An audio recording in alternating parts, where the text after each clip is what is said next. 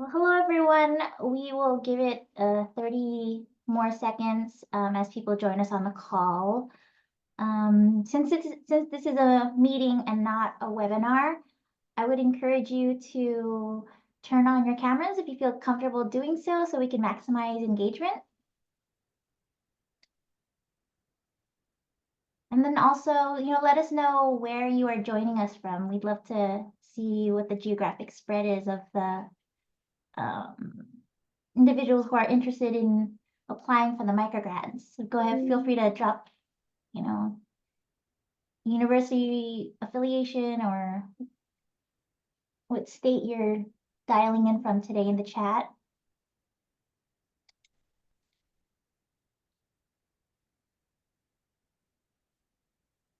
Okay, great. So I think we'll get started. It's 3:02.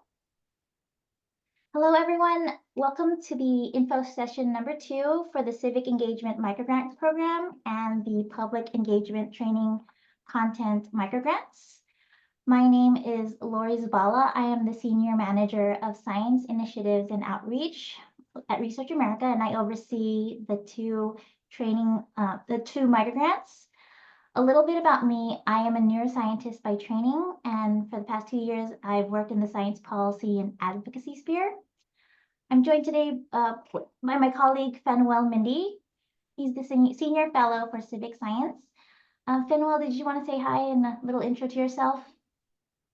Hello, everybody. Here, former neuroscientist, and I'm also a professor of practice at Northeastern University. Welcome to you all. Great. So if you're here today, you are interested or curious in applying for one of the 2 microgrants that I mentioned at the top of the hour.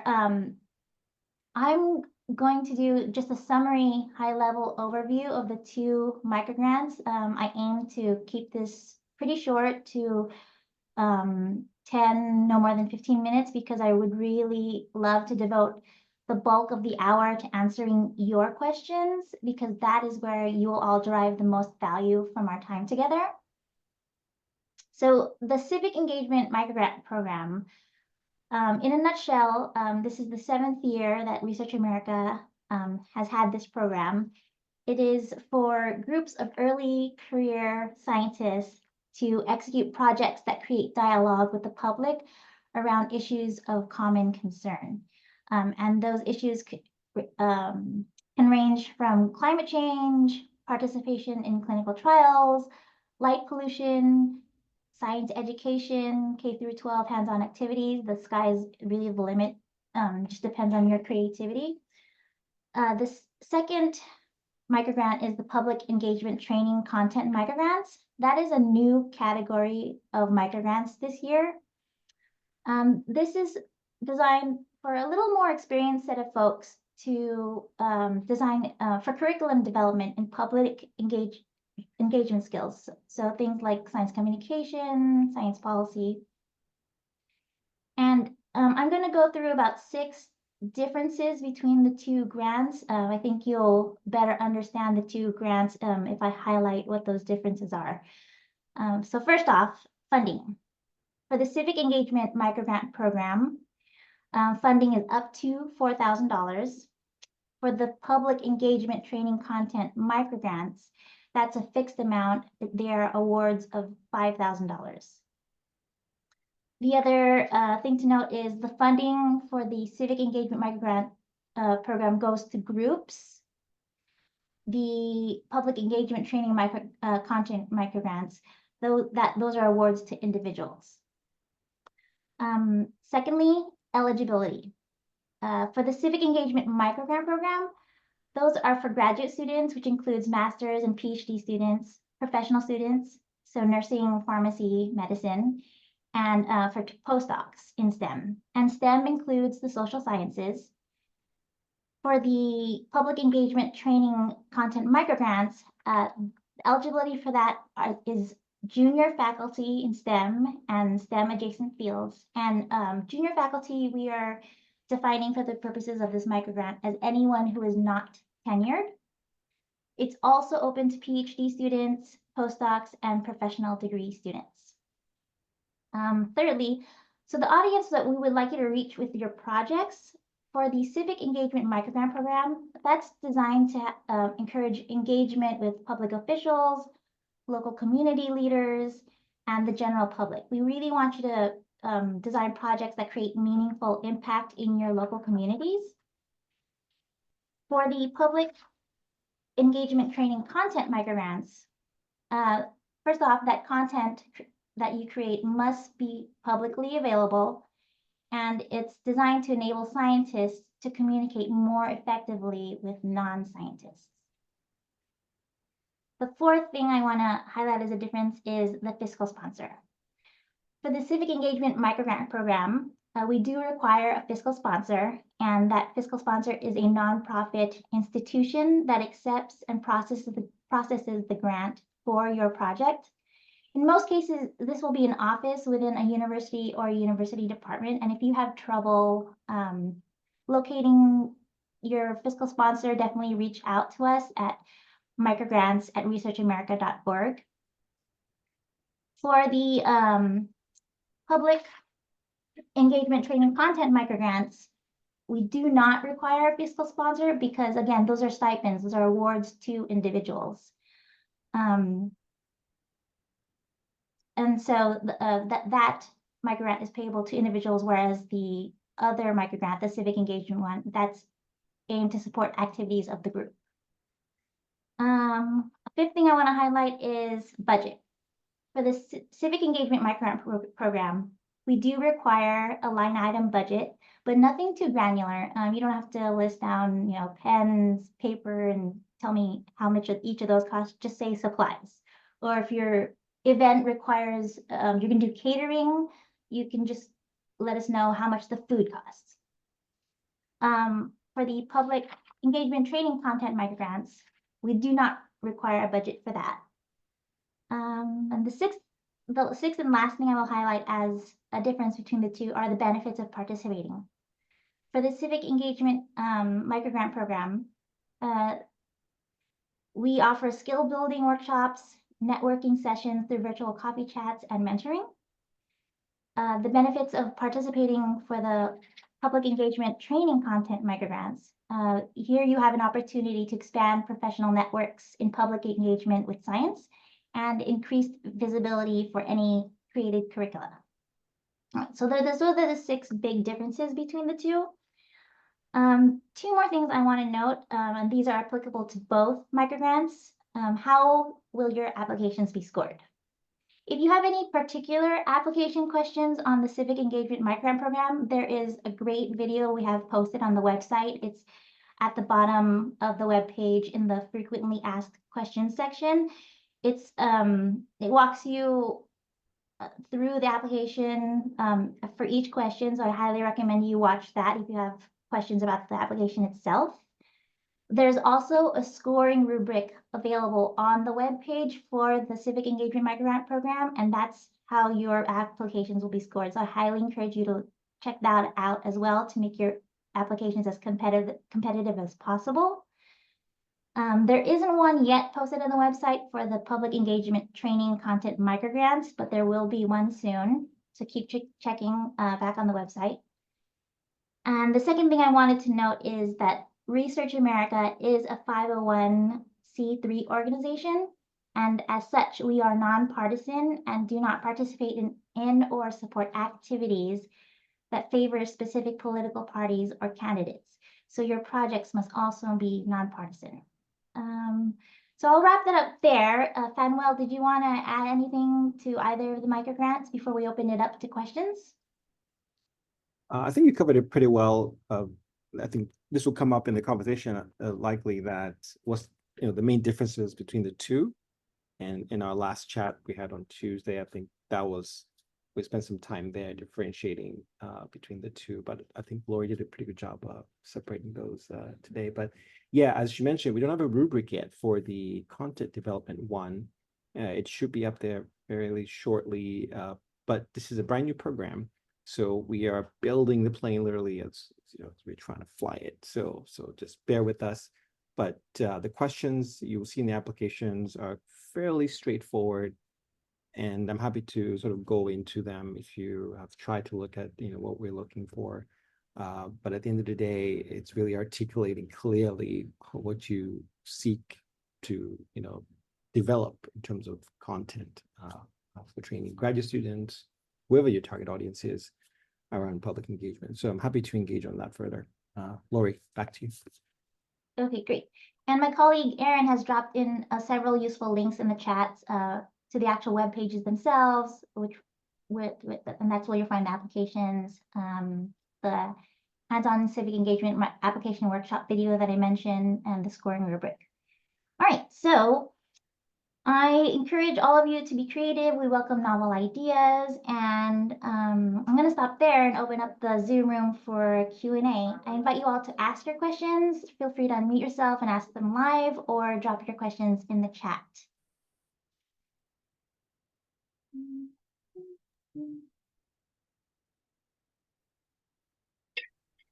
Hello, Mary. Welcome. Hey. So nice to see everyone. Yeah, I had a question about the differences between the different types of format. So for example, there was a workshop option, a individual, let's say online course.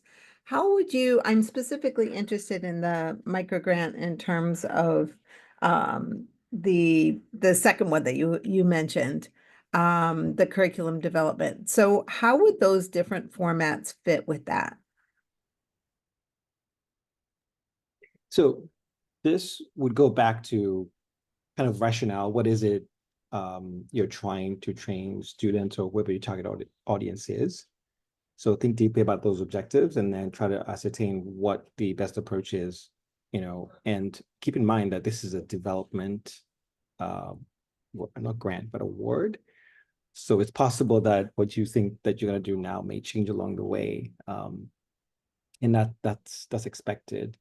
But we don't have a prescription in terms of, which modality is best, but ultimately it has to be just connected or aligned very well with your learning objectives. That has to make sense. Hopefully that makes sense.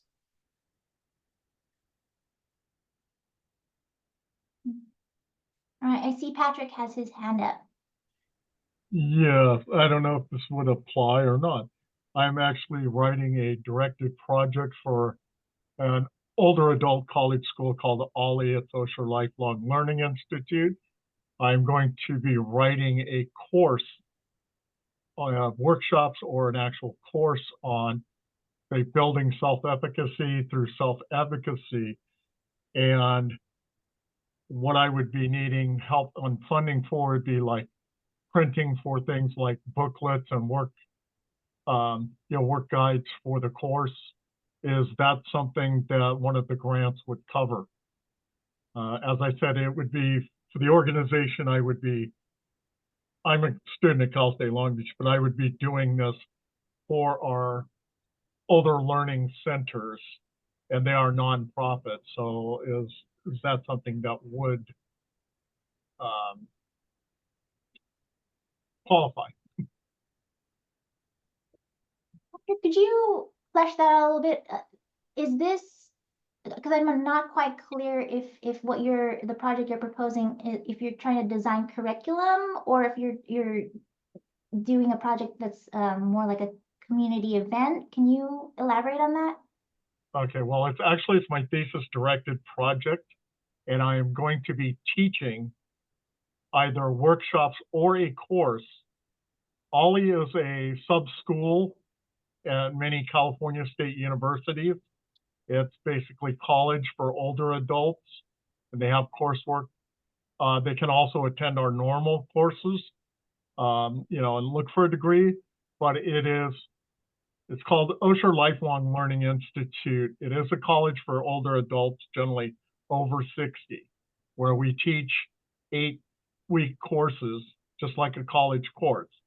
And my course is basically on working in the healthcare networks, as most older adults are not familiar with today's healthcare and the way it has changed compared to the old days where you just went to your local country doctor. So the coursework is basically teaching things like, one, using technology, using patient portals, how to work with Medicare, and so on. So it's a basically overview of how to teach an older adult to actually take care of these things themselves, instead of depending on their children and so on. Manuel, what are your thoughts on that one? Yeah, that's a tricky one. I think probably best if you can email us, because we'll have to discuss that a little bit further from our end. Yeah, we probably need to get a couple more details from you, Patrick, but if you could email us offline at microgrants@researchamerica.org so we can talk to you more specifically about your project. Yeah, I'll look into the different types of grants and kind of research it myself. It's just one of our professors wanted me to look into this workshop to see if it might apply for some of our students on campus. So I'll go ahead and do some more research on my own. So thank you. I'm gonna go to a question on the chat. Nicole is asking about, I think, the requirement that the content needs to be publicly available. Can we have a target audience in mind? And she writes grad students, geographically local community, and have the course publicly available for this community? Or does the course need to be open online for anyone across the country / the world? At some point, yes, the content needs to be open access, so publicly accessible to anyone who wants that information. We realize that, the funding period, once you receive your grant monies, will roughly start from January through mid-July. So in that time frame, we understand that you might not have launched your curriculum yet, your course, but we do want you to beta test it in some fashion. And at that point in time, maybe it's not ready for public dissemination, but at some point we do want the content to be publicly accessible. Fenwell, did you want to add anything? Yeah, so yes to the first part, you can do that. Can we have a target audience in mind? Yes. As Lori said, ultimately though, the content that you develop just needs to be accessible, right? So the curriculum you develop at the end of the day needs to be accessible. And we have a portal where you'll be able to post the information for it. But hopefully that's clear.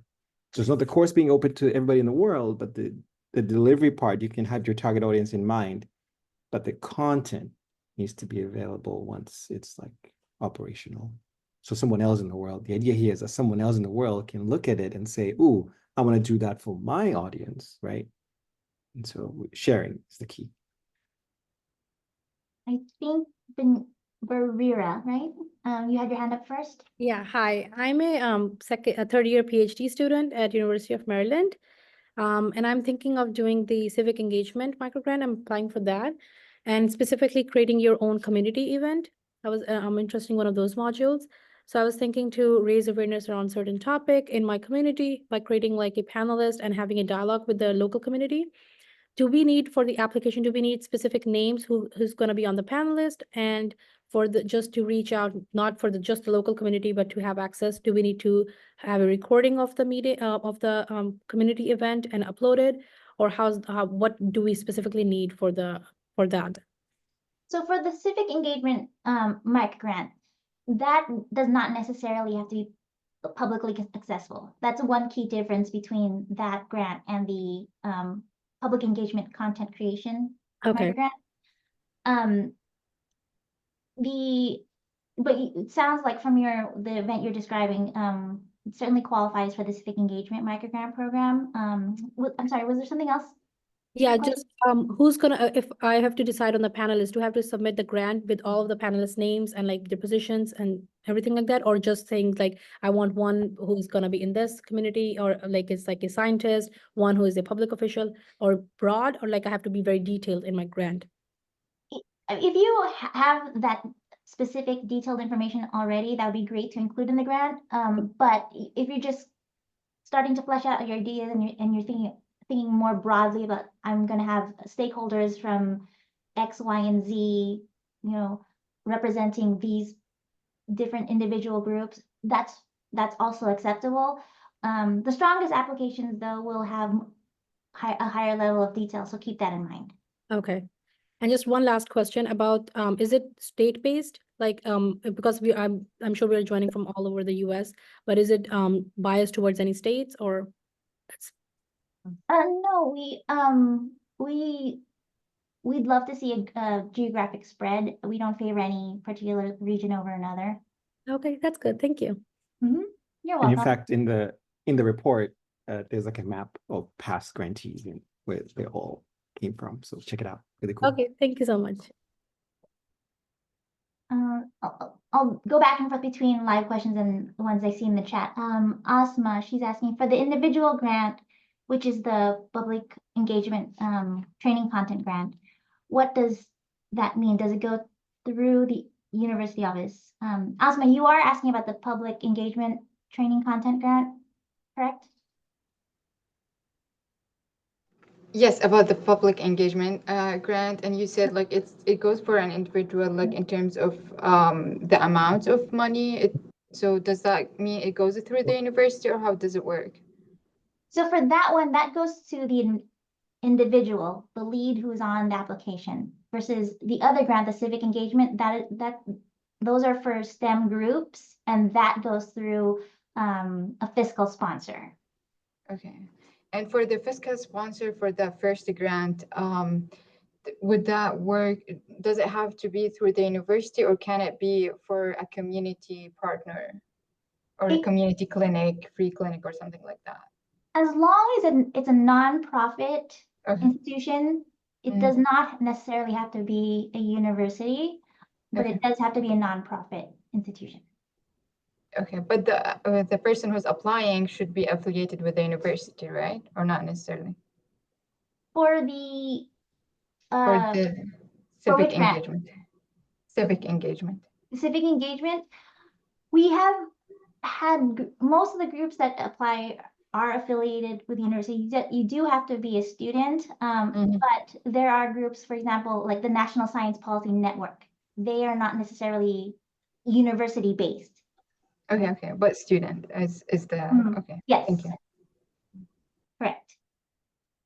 Let's go to I'm not sure if India or Elena had their. Can you hear me? I have to leave, so I'm sorry if India, no. if it's okay if I. Go ahead. Okay, thank you. Just real quick, I'm applying for the civic engagement grant. 1 minute, sorry. Thank you. Sorry, I've been heading to a meeting. I'm applying for the civic engagement grant for a community event. It's a monthly speaker series. It's already going, but we are wanting to expand it, add more equipment, and so on. I saw, there's an emphasis on local officials or like local government. Our events are public. And so in theory, that can include public officials, but I was wondering how specific should I tailor this event? Like, would it be preferable to sort of emphasize and mention how to invite or specifically invite public officials? Yeah. Or if it's okay, if it's implied that government leaders are welcome to attend. Okay, so I just want to clarify, we certainly encourage dialogue with public officials, but they are not required to be the target audience of your event.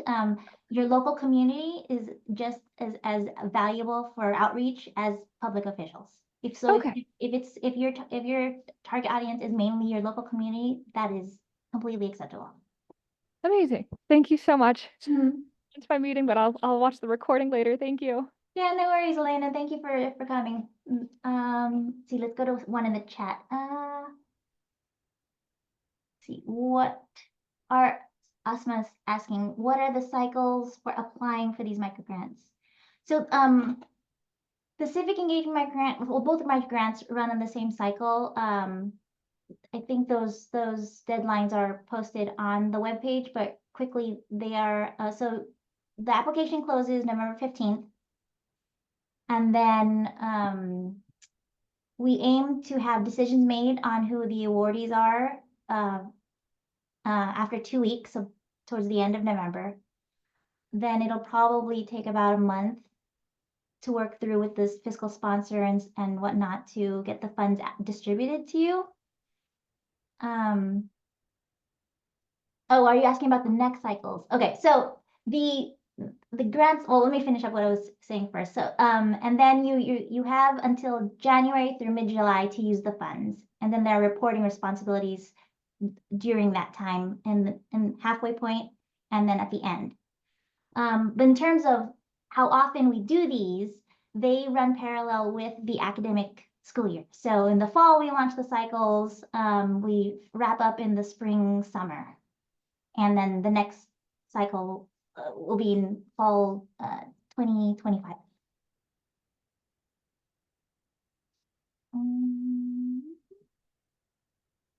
That's typically how it goes. This past summer, I will note that we had funding to do just summer microgrants. So for that, so if we get another funder to do that, we may have another cycle in the summer, but typically it runs parallel with the academic school year.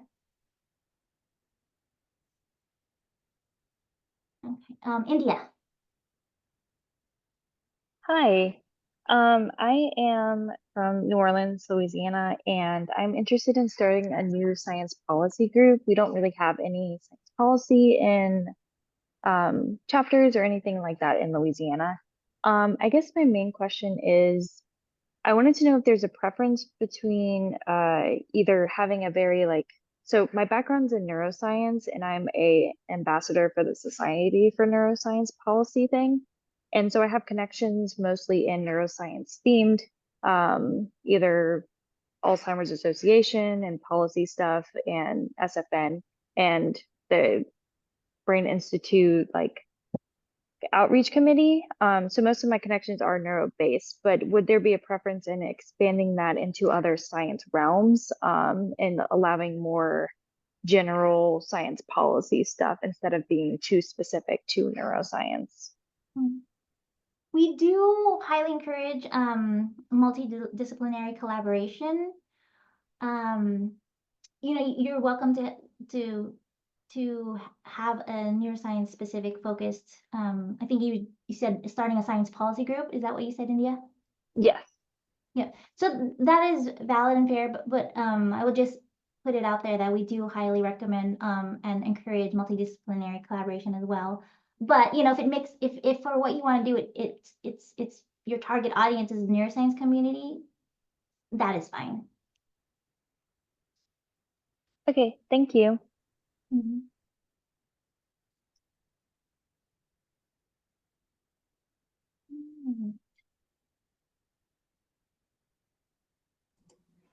I have a question. So can a person apply for more than one time, like one cycle, can be like funded for more than one cycle? Yes, we have had past micrograntees apply again and then get funded.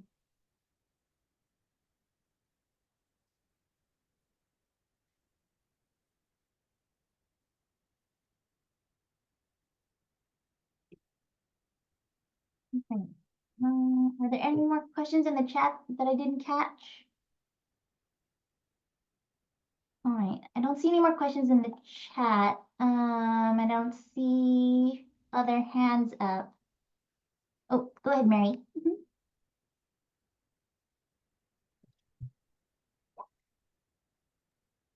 So, thank you very much. So, what I would like to know in terms of the public engagement is, it's a curriculum that you're developing. So is this a curriculum that's going to essentially be a template and a stamp for other opportunities for this particular event to happen? So if I'm thinking of a workshop, let's say for students, let's say as students enter the university, let's say on health and well-being, would that particular template then be disseminated to other universities for them to be able to use? Is that a big part of what you're looking for in terms of the, the sharing of the content and development of curricula that will work across different scenarios? In a nutshell, yes. So we just want it to be available. Yeah, thumbs up on that. Yes, to be available for others to use, adapt, right? The sharing. Because one of the things we realized when I did the mapping for trainings is that a lot of times folk just don't do that. right? The trainings, the curriculums are closed, and so it ends up, kind of taking longer, right, for development. But yes, the intention eventually is to have it available for others to adapt. So Fanwell, I'm part of just gonna, the rubric, oh, sorry. no, that's okay. I'm just gonna jump in, Mary. Uh, so you mentioned that it would be an orientation for students. I Yeah, think the key thing is that, so orienting them for what, right? So Mhm. if your orientation is to enlighten them and introduce them to members of the community and how to work with the community, great. So it really has to be the curriculum that you're providing to the students or the workshop. The focus really is not on them. It's really helping them to develop skills that they can use outside of the university. Does that make sense?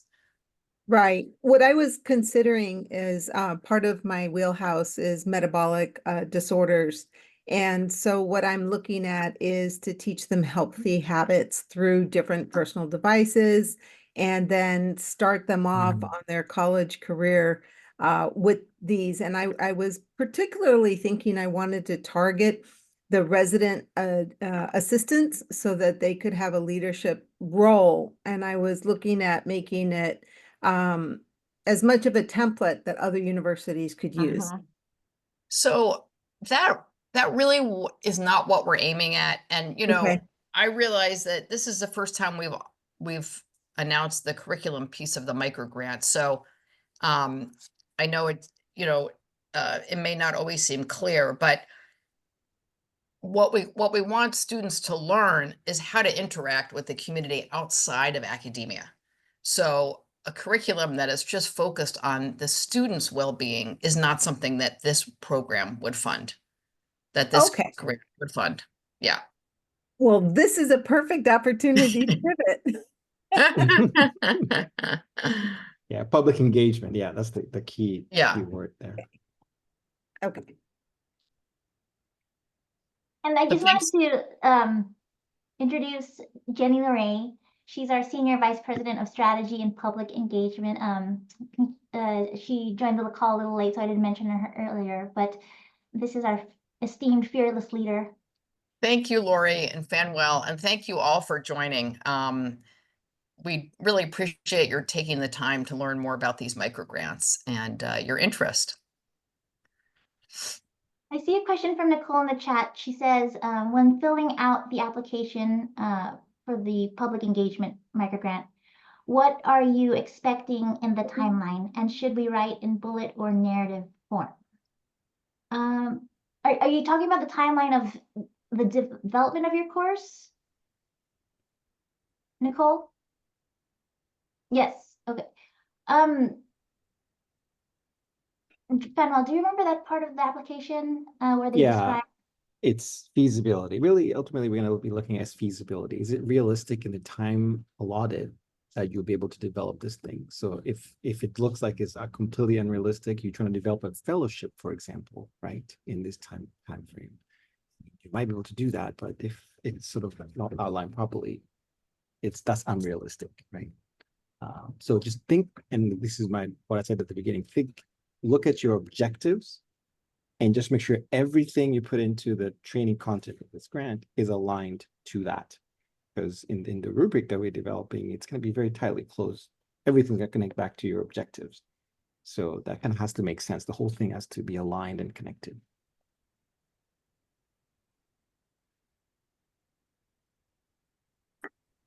And if you're not sure, what we mean by public engagement, we can give you examples. It is a broad term. Some people refer to it as civic science, but if that's something that you think it might be in that domain, but you're not sure, we can help you with that. And just as an idea to hold in your head for public engagement is the way I like to think of it is it's any activity at the intersection of science and society. That's why public engagement will encompasses science communication, community outreach, science education outreach, science policy. It's really that bi-directional interaction between scientists and their communities.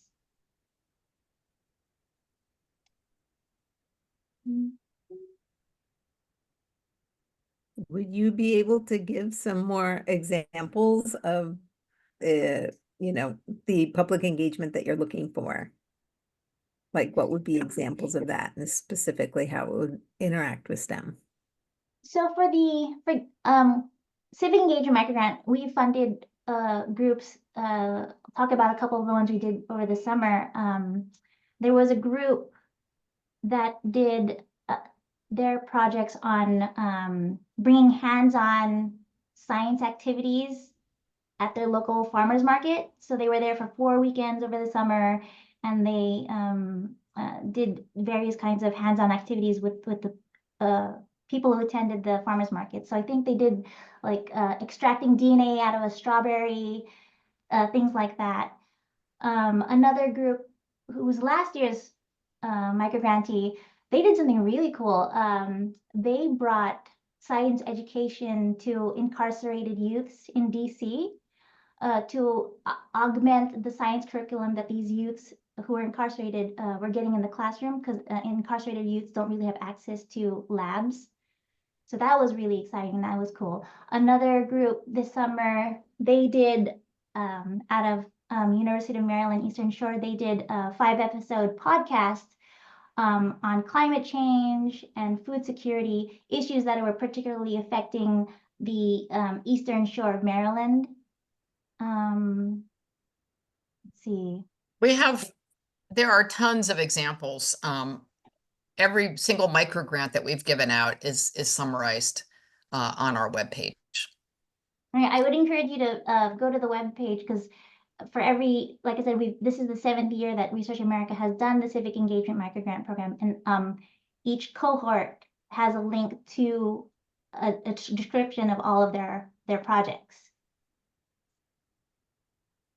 And the link is in the chat, the report. Just click the PDF right there.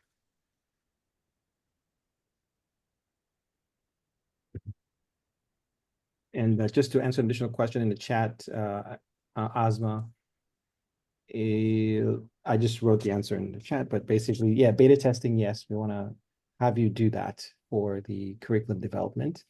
The actual implementation, if you're able to do it, great, but it's not an expectation of ours that you'll actually implement whatever the training that you're going to be doing. The timeline is aggressive, but we suspect some people will be able to do it, some won't. So at the bare minimum, everybody at least has to do some sort of beta testing.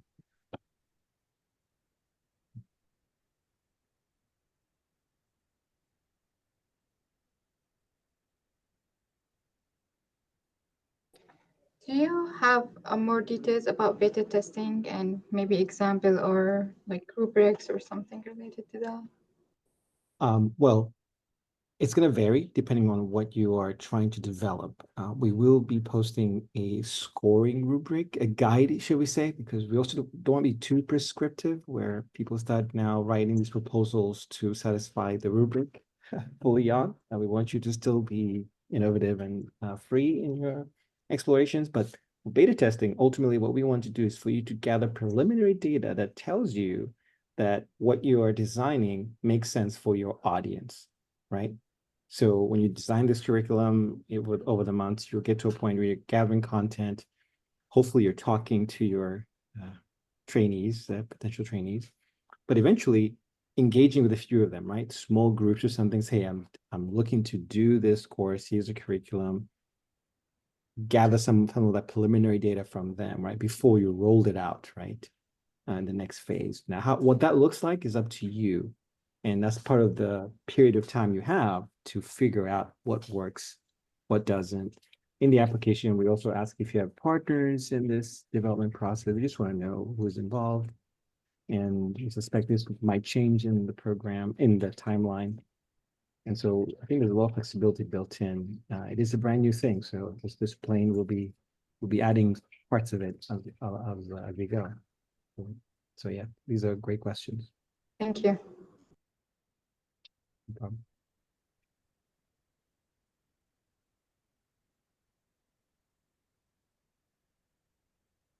All right, what other questions do you guys have about either of the two microgrants?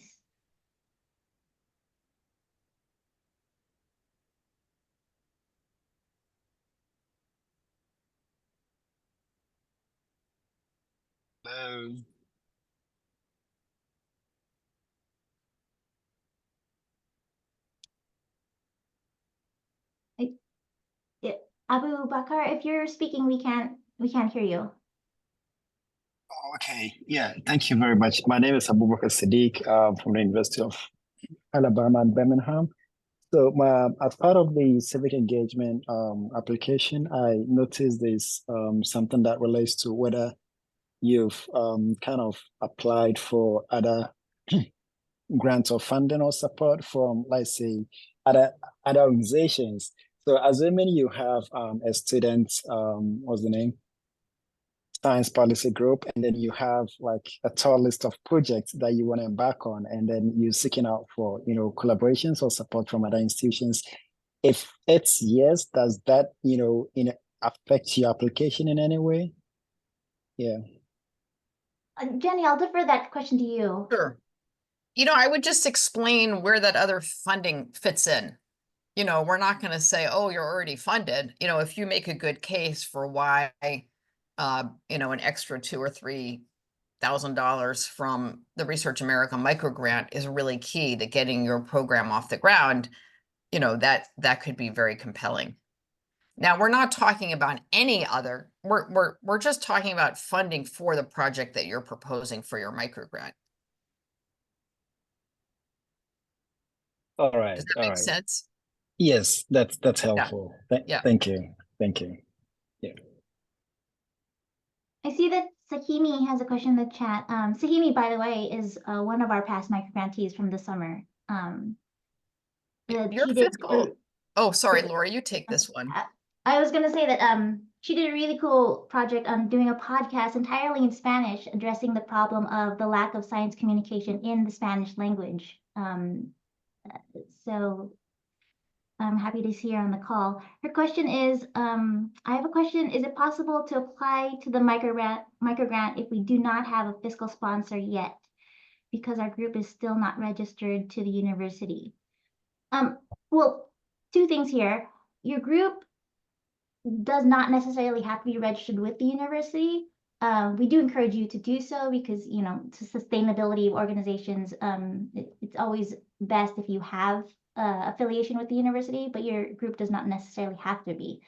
And getting back to the fiscal sponsor portion of that, on the application, we do require naming a fiscal sponsor.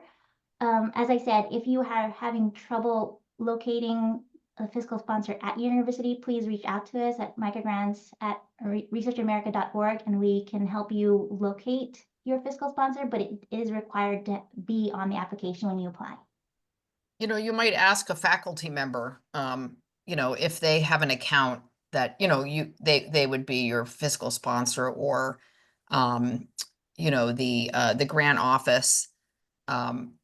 You probably don't want to go through the main grant office if you're at a big university, because this is going to get lost. And we have had some students who, had really were given the runaround in terms of getting their grant money. But so it's, the idea is that, it's a registered entity, a registered nonprofit that will, be the intermediary.